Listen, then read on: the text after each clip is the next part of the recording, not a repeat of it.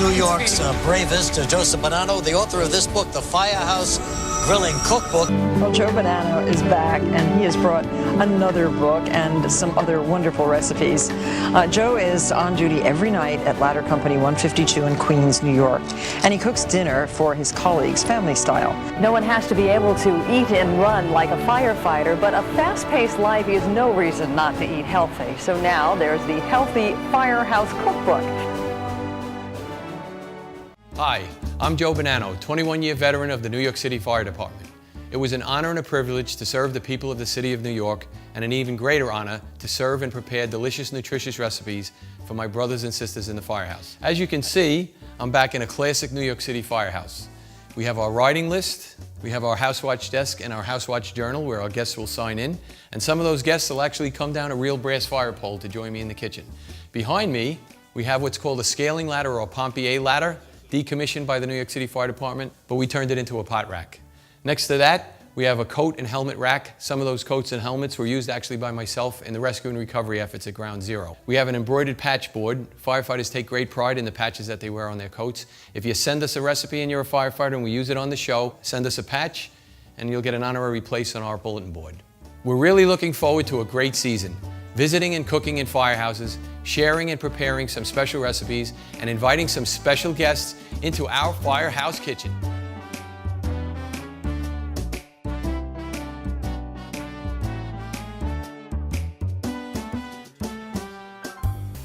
Welcome to the first of many great meals we'll be preparing on Firehouse Kitchen. Today I'm going to make a very special recipe out of my first book called The Healthy Firehouse Cookbook. This recipe is called El Diablo Sausage and Lentil Stew. And the reason we call it El Diablo is because Diablo is Spanish for the devil, and we used to call fires that we would run into the Red Devil, and we were going to go in there and fight it. So in honor of that, we call it El Diablo Sausage and Lentil Stew. A hearty, healthy, one-pot meal that was a big hit in the local firehouses that I worked in. The one reason I like this recipe in particular for firehouses, and a particular challenge I had as a chef, not just a firefighter, is no other chef in the world has to worry that an alarm's going to come in and out they go. So I had to time my meals not only to get them on the table in time, but also interspersed with our alarm runs that we had to respond to. So the reason I picked all of these ingredients is my first book was healthy. So I tried to get my firefighters that I worked with eating healthy. When I was a probationary fireman, I'd never forget this day. First day I walked in a firehouse, they cooked meatloaf and mashed potatoes, and for a big thing of mashed potatoes for 8 of us, they were putting 4 sticks of butter in. I understood when I signed on to the fire department I might die in the line of duty. I just didn't want to die from injuries sustained at the kitchen table. So throughout my career, I tried to prevent that by making healthy meals, and this is one of them.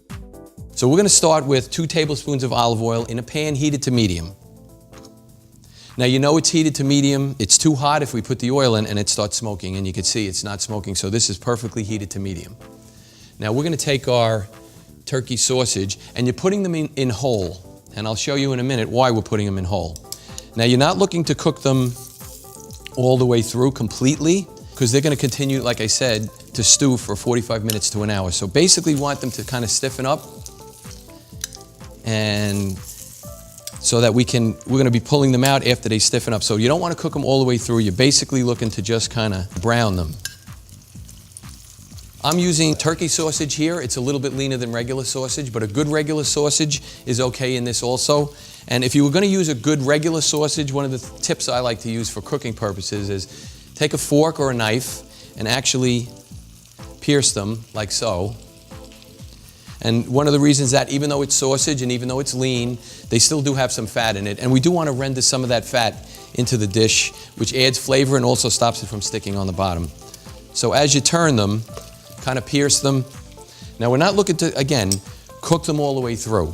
We really want the meat to kind of stiffen up a little bit so we can slice it. If I were to take these out now and slice them, it would kind of fall apart. So we really want some of the meat to cook. I want to say 2/3 of the way through to the center. If you cut one open and it happens to look a little pink inside, don't worry about it. They're going to be re-sauteed in this. Now I'd like to talk a little bit about some of the other ingredients that we're going to use in this dish, and one in particular is the lentils, a great source of fiber, a great source of iron. When they come in the package from the stores, take them out of the package. Sometimes they don't really clean them, so you want to really rinse them, drain them, let them dry, and then put them back in. And it's kind of an interesting ingredient, lentils, because they're almost like a rice. Those of you who don't know what lentils are, it's almost like a rice, and rice pulls the flavor of whatever you're cooking inside it and adds a lot of flavor. So we have turkey sausage here, we have chicken broth, garlic, onion. Some of that will all be in this kind of rendered fat, and it'll also pull right into the lentils, and that's what gives this dish a particular amount of flavor. Okay, now these have browned properly, and you can leave the kind of rendered fat in there if you like, but if you want to be extra healthy, which I was, you can actually take a bowl, because these are ready to be sliced now. They've stiffened up enough, they're browned. I'm going to take them out now, and we can slice them up. But before you slice them up, if you want to save a few calories, a few fat calories, and really make this an extra healthy dish, you can actually just take this, and you can see how much fat. And actually, that is not going to add a lot more flavor to this dish. The dish is going to be flavorful enough, so you can actually do that. Kind of get that out of the way. And then what we're going to do here is take these sausages, kind of line them up, and you're going to make like 1/4-inch rounds. And you can see they're a little pink inside. And you can see, actually, this is done exactly perfect. A little pink inside, about 1/3 of the way in is brown. You're going to slice these up.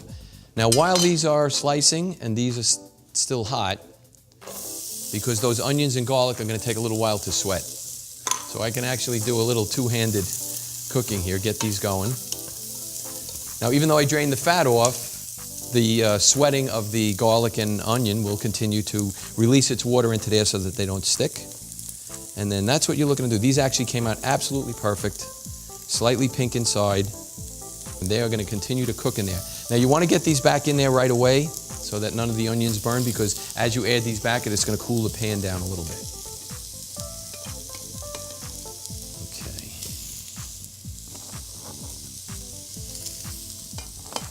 Okay, get these sliced up.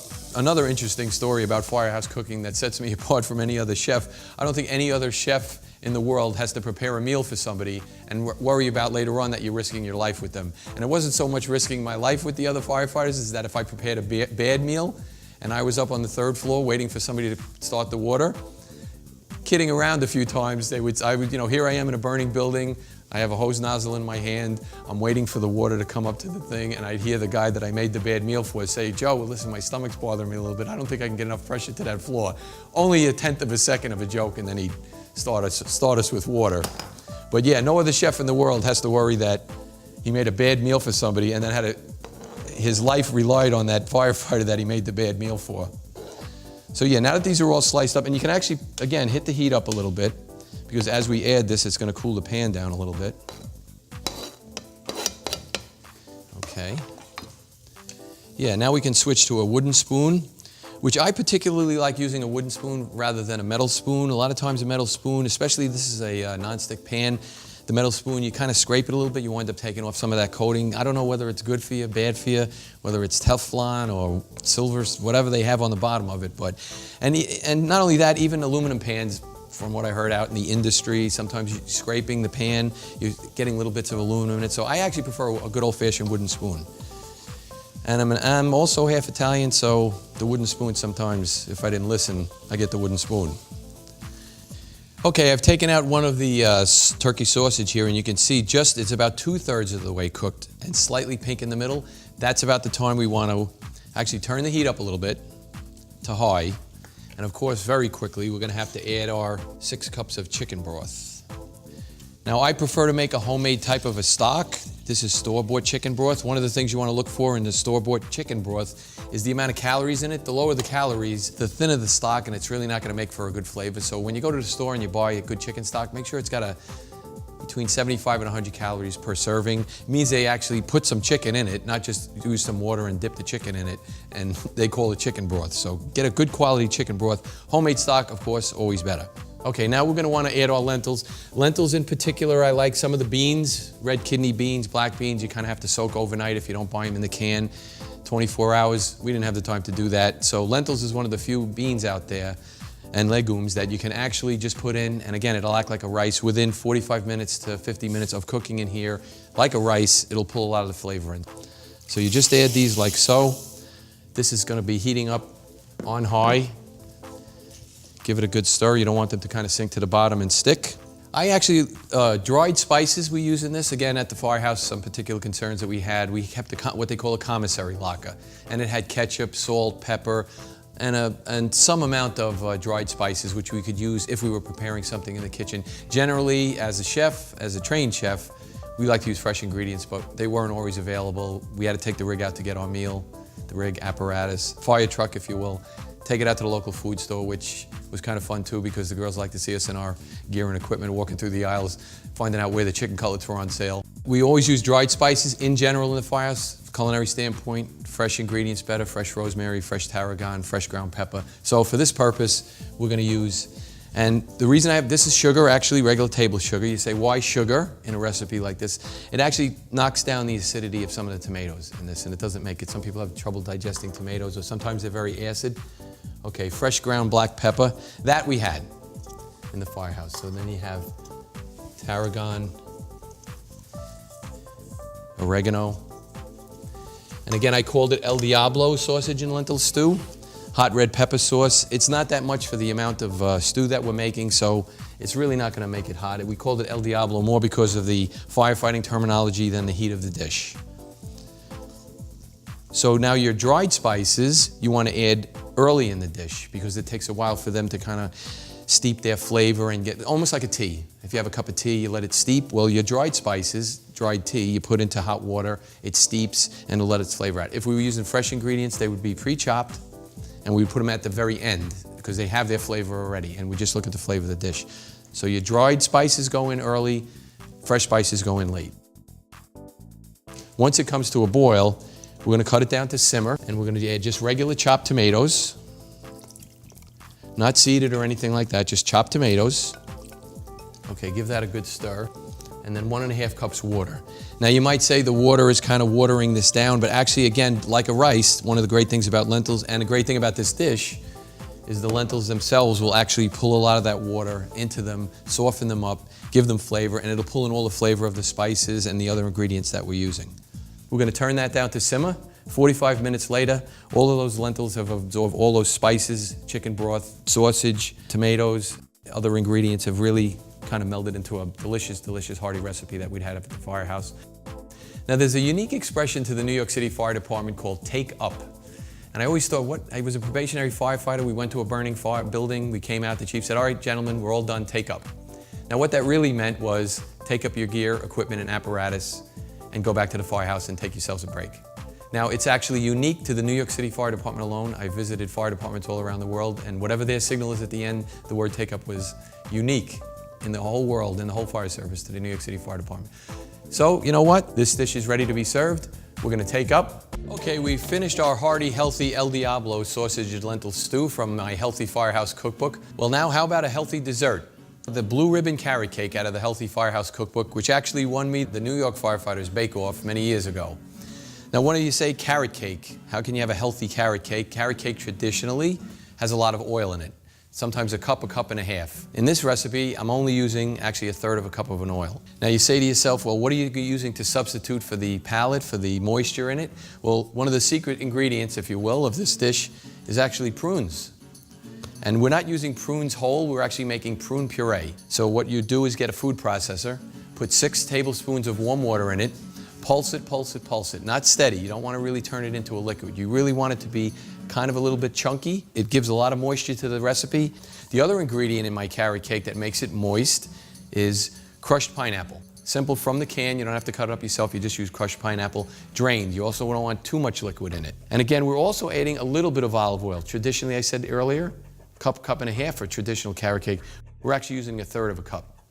And grated carrots is also going to add moisture to it. You can do that in a food processor if you want, or a good old-fashioned cheese grater, which is what we use to make this, and grate it by hand. The other ingredients that you're going to use here is sifted cake flour, cinnamon, baking soda, baking powder, salt.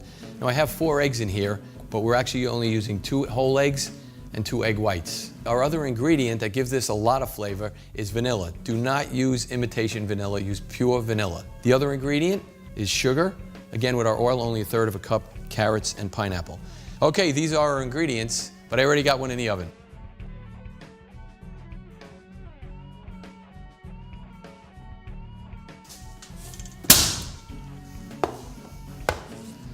Okay, well, how do we tell when our carrot cake is done? From a culinary standpoint, use the timer, 350 degrees for 55 minutes. If you don't have a timer, kind of judge it, but the best way to judge a cake, take it out. You can actually use a toothpick or a knife, slide it in, and if it comes out dry, your cake is done. Okay, let's get this delicious carrot cake out of the pan so we can properly frost it. Okay, so what we're going to do is that. Kind of flip it over like so. Get it out of the pan. We'll put this one on like this. Flip it back. And we did that without touching the cake. So now, the frosting for this cake is actually a low-fat frosting also.